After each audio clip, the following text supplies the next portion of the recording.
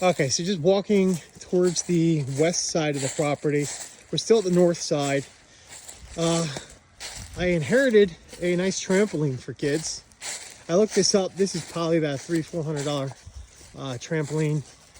Nothing crazy, but my little 3-year-old will play in that for an hour straight and go nuts.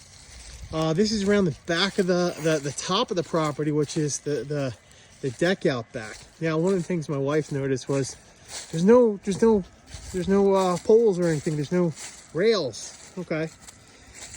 Well, I can work on that. So here, you're looking at the size of this deck, and if I'm looking at the size of this out, you're probably looking at about 15 feet that way and about 20 feet that way. So this is a good 350 feet deck, which is a good size.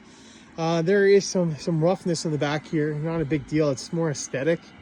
You can see issues here. What we saw was like leaves kind of coming out of the gutter when they winterized.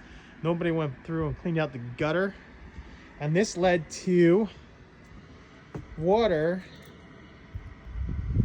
kind of coming right down through here and over here. So there was some water issues that we had seen, but the black tubing there, it looks like that was moved to maybe mow, but they didn't put it back, and then the water went straight down towards the basement area there. So that's something else I wanted to take a look at. So anyway, these poles here, it's not terribly hard to kind of put some 2x4s on here or whatever, paint up everything nice, clean it pretty well.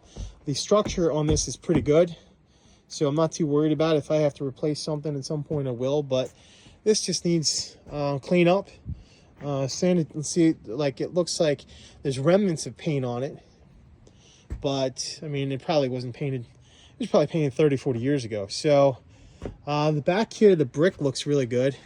Again, any of these things can get some help with power washing. Anyway, so that's what I'm seeing with that.